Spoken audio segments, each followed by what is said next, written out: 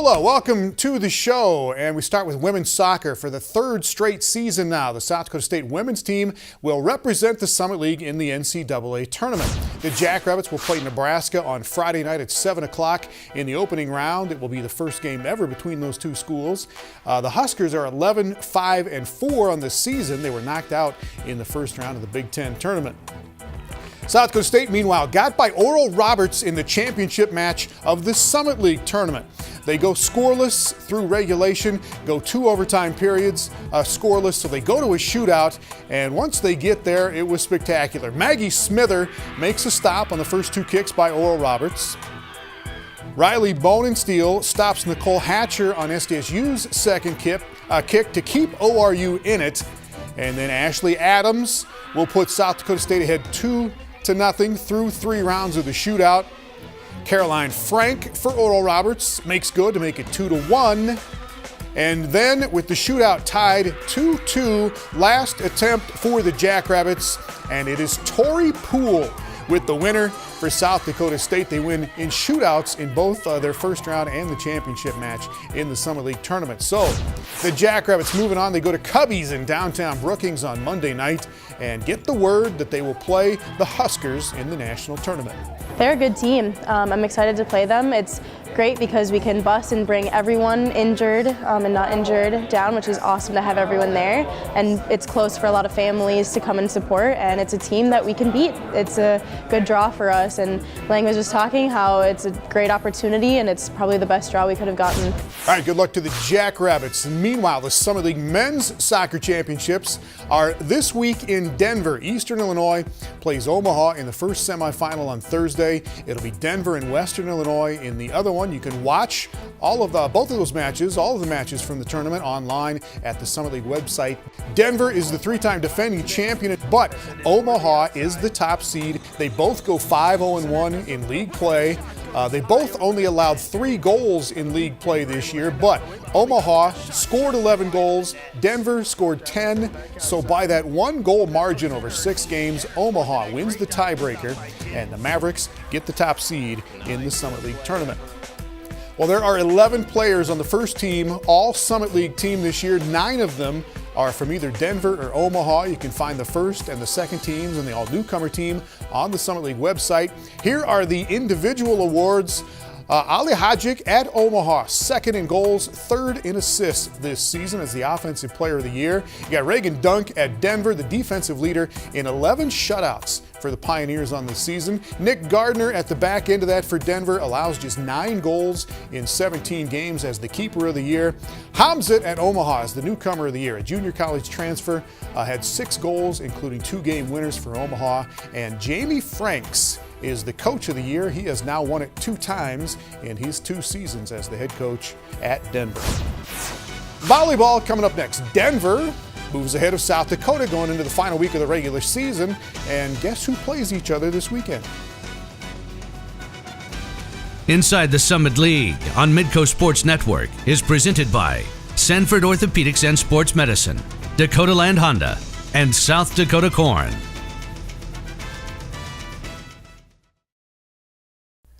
Welcome back. We are down to the final week of the regular season in the Summit League in volleyball. And Denver has an 8-game win streak going right now. The Pioneers beat Oral Roberts on Friday night. Denver, one of the best blocking and defensive teams in the league, and they limit ORU to an 0.54 hitting percentage in this match. Laura Milosh, 14 kills for Oral Roberts, but hits at just 158. And Denver, meanwhile, very efficient again. Nola Basie with 8 kills.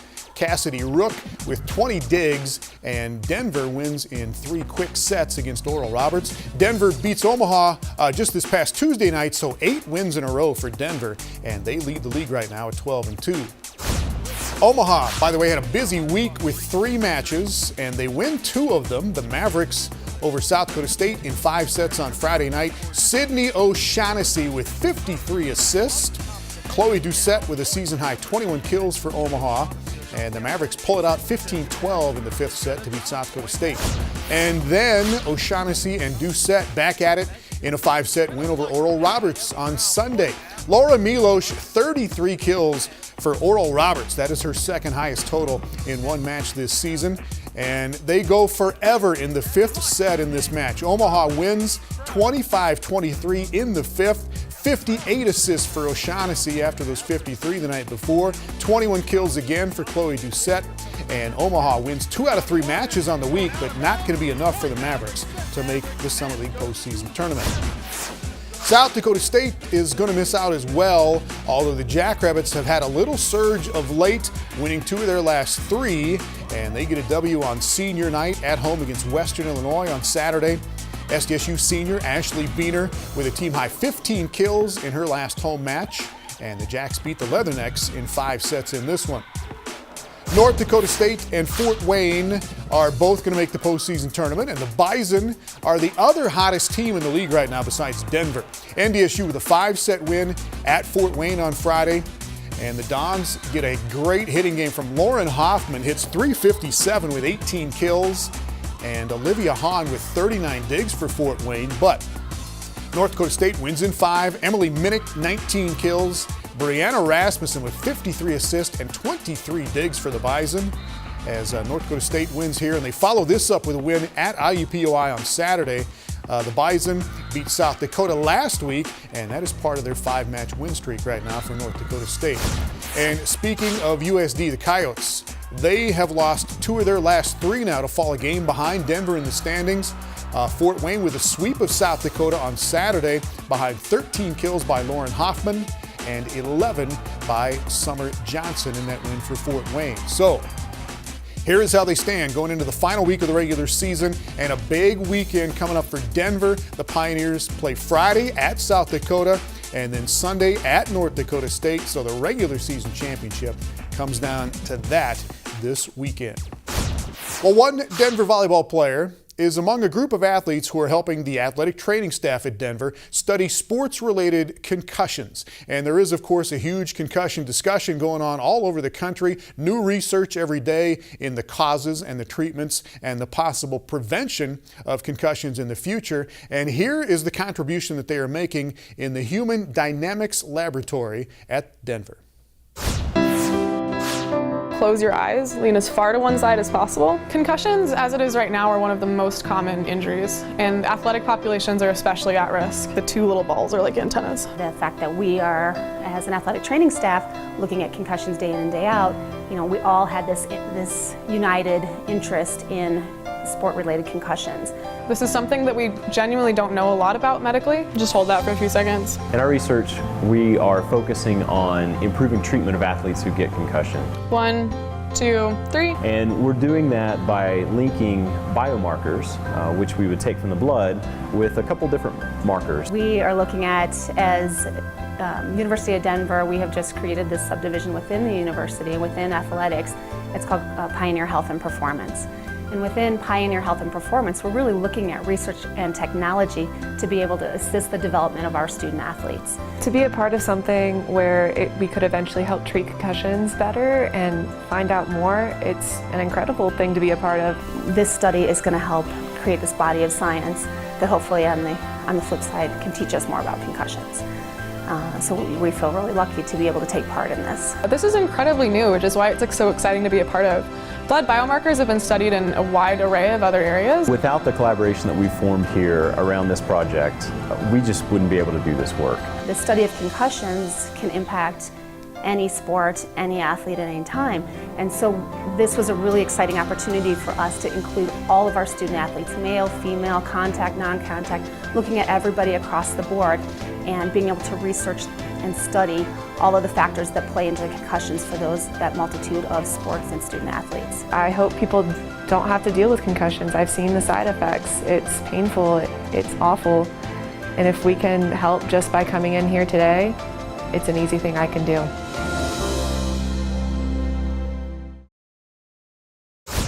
All right, basketball coming up next. A very cool moment on the court at IUPUI and a peek at what the Coyotes are going to be putting on the court this season at the University of South Dakota. Welcome back. You hear a lot about athletics and athletic departments making an effort to give back to their communities. And at IUPUI, they are putting their money where their mouths are and actually putting 1 million meals where other people's mouths are. This is part of an initiative started by Athletic Director Dr. Rod Perry called Jags Give Back. Coaches and staff members at IUPUI volunteering in the Million Meals Marathon at Lucas Oil Stadium in Indianapolis. We're trying to do as much as we can in the community to show them that we're here as a staff. Today we had about 35 staff members out of maybe 50 or 60, so great turnout. We're going to do another one with all the student athletes, so I think it's really important for the community to see just how involved our student athletes and staff are into the community and just trying to give back in any way we can. Well, that is wonderful work. This is very cool, too. IUPUI men's basketball exhibition game on Friday. U.S. Army Captain Jared Thomas returns from a tour of duty in Iraq to surprise his family, and that includes his younger brother, Jared Thomas, a redshirt freshman for the Jaguars. And for the record, Jared got 5 minutes on the floor in that game. IUPUI beats St. Joseph of Indiana 87-74. Preseason All-League first-teamer Darrell Combs with 14 points in the ball game. And Ron Patterson, the transfer from Syracuse, with 14. He hits 3 3-point shots. And the Jaguars open the season for real this Friday at Eastern Kentucky. Well, South Dakota starts on Friday as well. The USD men at Drake, the Coyote women at home against Southern Illinois Edwardsville. And the women, of course, coming off the Summer League regular season title last year and the NIT championship. Here is a preview of both South Dakota teams from Kelly Stewart in Vermilion. Let's start on the women's side, where head coach Dawn Plitzowite and her staff are ready to officially kick off the 2016-17 season with an energetic group of young women that have had success but want more. Our kids have really done a great job of really trying to learn and play basketball almost with reckless abandon. We haven't quite gotten to the point where we can play as hard as we can possibly play without thinking. I think the thinking part slows you down a little bit, but we're getting closer. And so the competitiveness level has been very good. Our energy, our excitement has been very good, and we continue to learn. Perhaps the biggest change fans will see, besides a few new faces, is the Coyotes' new offense, which features less set plays than years past and is more motion-based. With that, a huge focus in the offseason was developing the skills necessary to find success in this read and react style. Right away, when this new staff got here, it was the individual, and we've talked about that a lot, the individual skill development for each and every player. And versatility is a huge part of the way that they coach, and so I think it has been really cool for me to see that and to be able to see the growth from the beginning of the summer to where we are now. It's been awesome to watch. But something that hasn't changed, the tradition of Coyote women's basketball. You're going to see a lot of the same types of intensity, the fun style of play. Our kids really look to push the ball up the court and attack inside and shoot threes and defensively scramble and play really hard, play almost with reckless abandon and find ways to get stops. Our model right now is find a way.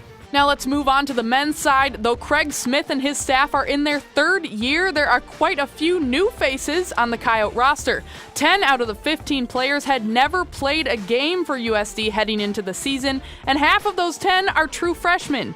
But even with the new Hoopers, fans can still expect Smith's same Gator style. We're an entirely different team. We're a much longer team, especially on the perimeter. We're much more athletic all the way around, and a lot more skill. So when you combine those three facets, I think we're going to see a lot more exciting brand of basketball. Our style of play is going to be one in which we can get up and down, really share the ball, and we have more guys that can just make plays for their teammates and for themselves, specifically at the end of shot clock. And with many additions to the roster, team chemistry can become an issue. Fortunately, that's not the case for the Coyotes. It's been great. This group, we just always hanging out with each other off the court and stuff. Our trip to Spain was huge, where we could be together for extended periods of time and stuff, so that was cool. But I like these guys, everybody's in it seems like, for each other, and I think we just have a great team chemistry. X's and O's aside, both teams are extremely excited to start playing games in their new home. The spirit and atmosphere that the SCSC is going to provide, our new home, certainly a brand new era. It's really a fantastic time to be a part of USD Athletics. More basketball coming up later. And up next, really good story on a player at North Dakota State who has had to make some big choices in his college career with the Bison. Welcome back. Basketball season gets real this week with season openers all over the country, and that includes summer league teams as well. And for one young man at North Dakota State, this season will have a little extra meaning because he has been through and put himself through more than most. The path to North Dakota State University wasn't an easy one for senior guard Carlin Dupree. The journey has involved overcoming obstacles growing up in the city of Milwaukee, Wisconsin. Tough neighborhoods and tough people. But for Dupree, it was all he knew. Honestly, when you're living it, you just don't really realize it. I really didn't start realizing until I came here, like how different it was. I mean, it's a community full of violence. Fortunately, Dupree was able to avoid distractions, thanks to support from his family and friends. It was a strong network that helped keep him on the right path. I knew if I wanted to get where I wanted to go, I had to do that for not only for myself, but my family. He blossomed in high school, garnering college interest from a number of schools, which included SDSU. His initial reaction wasn't all that positive. When they sent me the interest letter, I tossed it away. I'm like, I don't think I'm going there. It was one of those things, you 17 years old, I don't think I'm gonna move that far from home. After a visit to Fargo, Dupree changed his tune, committing before he left town. The community was not what he expected, a place with friendly people and support like he had never experienced before. Every day waking up in Fargo, compared to Milwaukee, is a good day. Because there'd be days where you don't know if you could make it to the next day because it can just happen like that. One of the reasons why I committed here, I'm just like, atmosphere is just different. Like, it's a good feeling, like you don't have to worry. There's just way more depth to him than on the court. He just remains so humble, and he's really, again, you go back to where he came from, so to speak. He just really never made any excuses. And maybe the biggest thing of all, he's been so appreciative of everything along the way. As Carlin acclimated to life in Fargo, he also adjusted to life as a college athlete. An injury slowed his progress his freshman season, and playing time was sparse. But on the biggest stage in the NCAA tournament, he made his mark, scoring 4 of the biggest points in NDSU basketball history against Oklahoma in overtime. It was a wonderful feeling, be Oklahoma in the tournament, just the atmosphere. It was a time and a point in the game where other people were cheering for us, and as a freshman, I'm just it's crazy. In his second season, Dupree played a bigger role, helping get the Bison back to the NCAA tournament for a second straight year. But last year as a junior, 17 games into the season, he decided to walk away from the team, leaving his head coach disappointed and the Bison without one of their key contributors. I guess lack of communication with a lot of people, that's what hurt me. Just days after he left the program, Carlin had an important conversation with his mother that changed his perspective and helped him regain appreciation for the opportunity he was walking away from. She's like, just be thankful for what you do have. Because it's not guaranteed that you're going to have something else. Look right in front of you and see what you have. You have a blessing in front of you, so make the best of the opportunity. And if a situation is happening, you should communicate with people, and they will help you out. Less than a week after leaving and realizing he made a mistake, Dupree went back to his coach's office asking if he could come back. No matter what you're doing, as a husband, father, employer, you can't come and go. That's not the way it works. And so he wasn't just going to be able to walk back onto it. But it was a very easy decision for me, for his teammates to accept him back, and I'm so glad we did. The hardest part for me was not being around the guys every day. It feels weird. You feel lonely. But when I came back, I just felt right, You just felt like this is where I need to be. Not only has Dupree changed on the court in the past year, his priorities away from the team have changed significantly as well. His baby girl, Kaylin, was born in November of 2015, providing a different outlook for his journey in life. Seeing the full development of a human's life is a different type of view. It's probably the most beautiful thing in the world, just watching somebody grow and you playing a big part in that. He's a tremendous person, that'll never be doubted, and he's going to do great things on the court. And when the ball stops bouncing, he's going to be so successful in life. So happy that I've been able to spend the last 3 years and going into the 4th year with him. He's made me better. And thanks to Brian Sean in Fargo for that story. We will finish up with some more hoops next, the Omaha women and the Oral Roberts men and some of the other final preseason tune-ups before it gets real this weekend. Inside the Summit League on Midco Sports Network is presented by Sanford Orthopedics and Sports Medicine, Dakota Land Honda, and South Dakota Corn.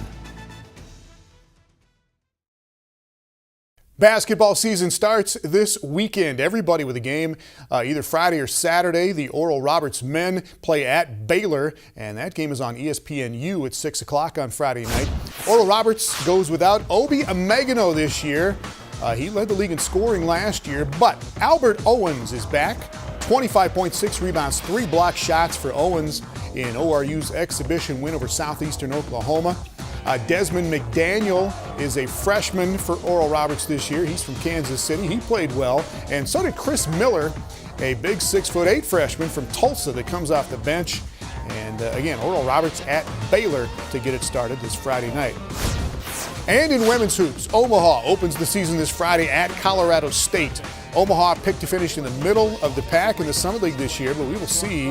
The Mavs have a transfer from Wichita State who is eligible this year. Michaela Daprich sat out last year after averaging 10 points a game in 2 seasons in Wichita. Daprich had 27 points in Omaha's exhibition win over Graceland on Sunday. Went 11 of 13 shooting, including 5 of 6 on threes. And Omaha with Michaela Shaw back this year. She led the Summit League in scoring last year. And the Golden Eagles at Oral Roberts have their leading scorer back from last year, senior guard Kaylin Mayberry. 25 points in Oral Roberts' tune-up win over Rogers State. Maria Martínez, a sophomore from Spain, 16 points, 10 rebounds. They will lead Oral Roberts in their opener this Friday at Iowa. Lots to get out and watch this weekend. We'll see you next week on Inside the Summit League.